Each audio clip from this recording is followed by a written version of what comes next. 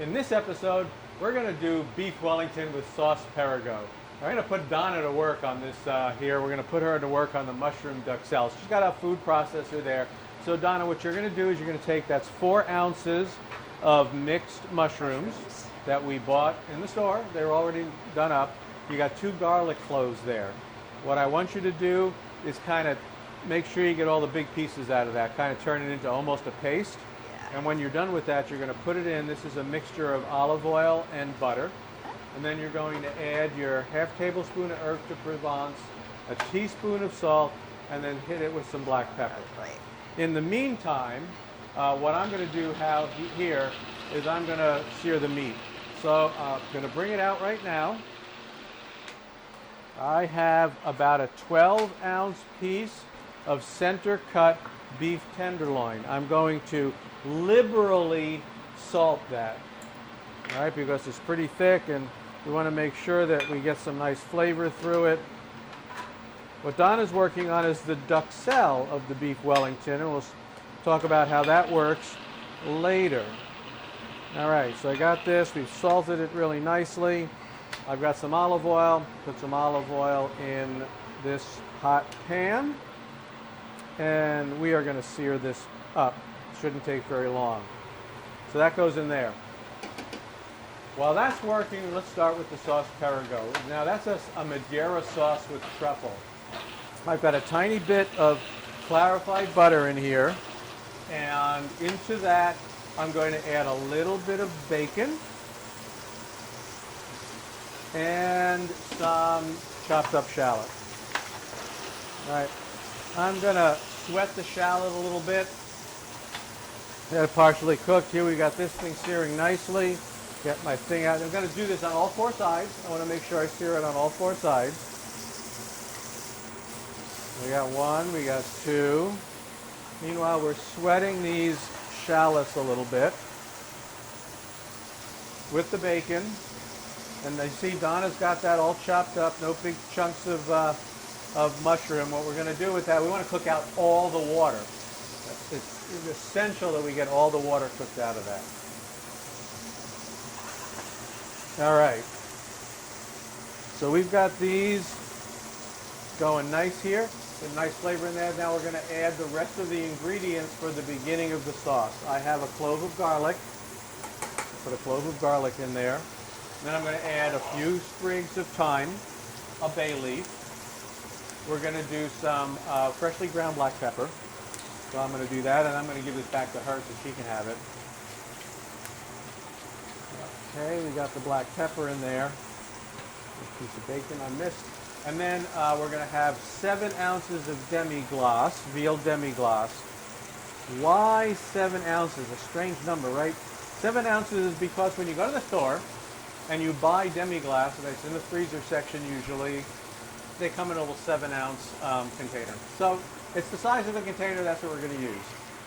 And then we're going to add some Madeira wine. This is a couple ounces, about 2 ounces of Madeira wine. Okay. See, this is searing up nice. I'm getting a nice crust on the outside. And so now what's going to happen is this is going to have to reduce by about half. Now I haven't added any salt yet, and that's part of the reason is because it's going to reduce. If I try to add salt now, we've discussed that before. You add salt too soon and then you reduce things down, it gets too salty and you can't do anything with it. So, and you can see Donna here has the mushrooms simmering. We're going to get all of the water out of that. So this is going to take a little bit of time. So we're going to do that. It's going to take a few minutes and we'll come back and enter the next phase. Okay, on to the next phase. So Donna, we're trying to make a nice smooth sauce here, and all of these ingredients have given up their all to this reduced liquid here. So what I want you to do is push it through this chinois. Right. Okay? And then we're going to get all the yummy flavor out, and we'll finish it when we after we cook the Wellington. In the meantime, for the Wellington, this duxelle now is nice and dry. Okay, I wanted to get all the water out. What I have here is a sheet of plastic wrap, which is the circumference of the meat plus a couple of inches. How did I do that? I took a string, I went around the meat with it and figured out how much the circumference was, and then added a little bit to that. So it's sitting here perfectly. What I need to do next is spread a layer of this duxelle. I got a layer of prosciutto here on the wrap, and I'm going to spread a layer of the duxelle on that.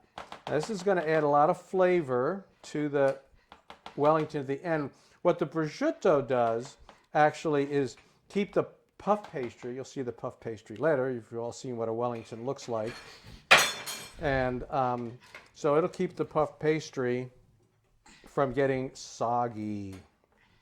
How is your sauce thing over there? It's beautiful. It's beautiful, and it's Yes. reduced, and so we will play with that later. So here I have spread out my mushroom duxelle, which, as you saw, was pretty simple. I used herbe de Provence, which is a traditional French seasoning, with a bunch of different herbs in it, so I didn't have to worry about making my own herb blend. All right, that's beautiful. What I'm going to now do, cut the strings. Cut this. Yeah, we don't want anybody to end up with a piece of string that they have to deal with, but I didn't want to take it off before I seared it because I wanted to kind of get it to hold its shape. Right. So I got 3 pieces of string on this. I'm going to take those off. Come on, string. There we go. Okay. The next thing that happens is I brush it with some mustard. Now, the Duke of Wellington was English. He had absolutely nothing to do with beef Wellington, by the way. It predated him, or at least in England, meat stuffed in pastry. Oh, with Vanna around for yes, hand pies. Hand Right. pies. Yes. Sweeney Todd.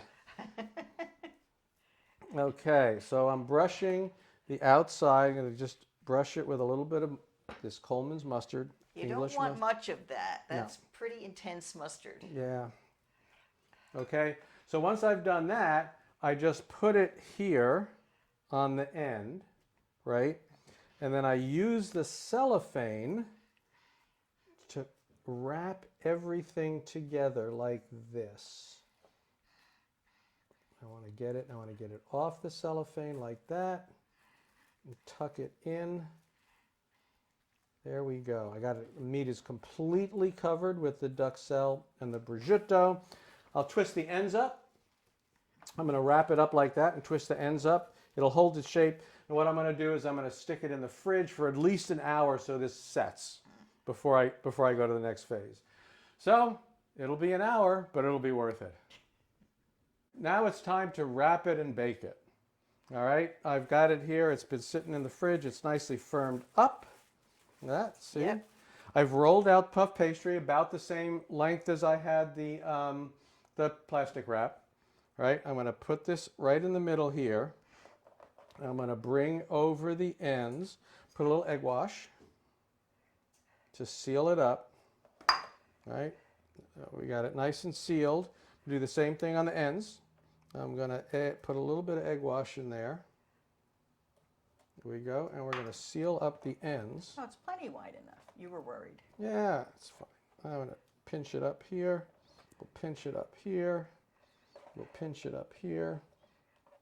And of course the seam is going to go down on the bottom. Right. So we pinch that all together, and then I flip it over like that. So it looks absolutely adorable. Doesn't it look absolutely adorable? It's cute. Yes. Yeah. Going to egg wash the top, like so. Egg wash. I'm going to egg wash it, and then I'm going to cut a couple vents in it. Why do I do it that way? Why do you egg wash first and vent later? Uh-huh. I don't know, because the egg wash will plug your vents. That's it. Aha. If you egg wash first, what happens is if you vent first, you put the egg wash fills the vent and it closes back up again. So we'll take a little knife here, and we'll just cut a couple of little vents in this thing to let steam out. All right, that's good. All right, now I'm going to bake it in the oven, 375 degrees, until the internal temperature is 120 degrees. Obviously, it's impatient. I can't check it. I can't monitor it by looking at it, right? There's a lot of different ways to do it. You can check it with an instant read periodically, or you can use an oven probe. Right. or some kind of thing. We have this really cool device that we got, though. We got this, and it's called the meter, as in meater. So the interesting thing about this device is it actually monitors the temperature of the oven and the meat. Okay? So you stick it down in there, stick it down in nicely to the center. All right? And it's remote, and it does, and what it does is it does a trend analysis. And it actually predicts when it's going to be done, when it's going to read its temperature. And it works off a phone app. Of course, it works off a phone app. Everything works off a phone app now. So I'm going to stick this in, and I'm going to be in there, and hopefully pretty soon it's going to tell me when it's going to be done. So we'll just stick the 375 oven. We'll stick it in, and we will let the app monitor it. Yes. And when it's done, it's done. When it's done, it's dinner. Exactly. Okay. We'll be back to open that up and to finish the sauce. Okay, so I wanted to show you this meter app here. So you can see it here, what it's doing. It's telling me that the internal temperature is 85 degrees of the meat, that the target is 120, as I had said it, and then it's telling me that it's 352 degrees in the oven. Now, that's because our oven, the 375 is for a normal oven. So when we put it in convection, it adjusts. It says, you want convection 350 to be equivalent to 375. So that's, it's accurate. And then it's telling me right down at the bottom, what is it saying? It's 19 minutes. It's predicting that in 19 minutes it's going to be done. So like I said, this is actually kind of a pretty cool little app. Well, the meter alarm went off, and here it is. It's out and resting. So we're going to finish the sauce, and then we're going to plate this. So I have the sauce here, and it's just simmering back up again to temperature, and I'm going to finish it. Now, you're probably not going to go out and buy a truffle for this, right? Go and find your way to buy a truffle. So my little trick is I do two things. I bought at the store, I bought truffle butter. It's just butter with a little bit of, a little bit of that Shaved truffle in it. Shaved truffle crumbs in it. You have to finish the sauce with butter anyway to get that nice sheen. So here we're going to do that. And so I get some truffle flavor from that. And the other thing is, you remember I didn't add any salt yet. So I'm going to use truffle salt, which also has some little black things in it. Now let's just go ahead and do that. So that's my little trick for getting truffle flavor in this without going out and spending a bunch of money to buy a truffle. Here we go. Give that a taste.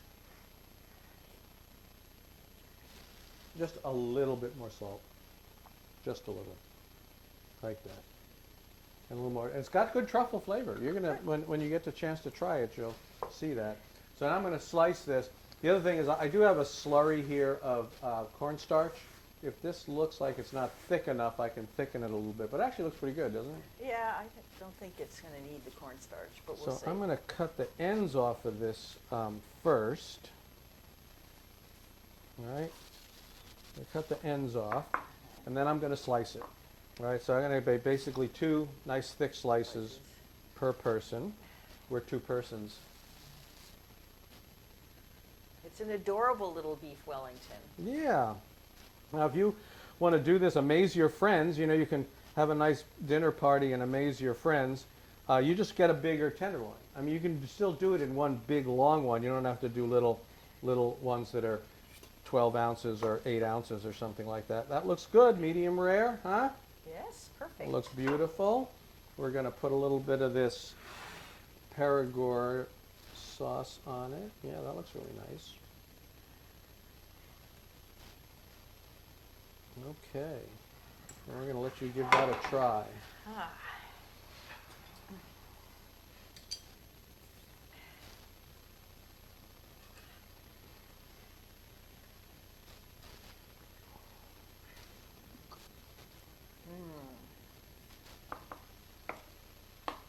Oh, that is so tender and well seasoned, even though you don't touch the meat really, right? Just that little. You just put salt on the meat, but that's the whole point. Is the duxelle has to be pretty heavily seasoned. We, as you noted, we Right. kind of put a decent amount of everything on that. Right. All right, in order to make that possible.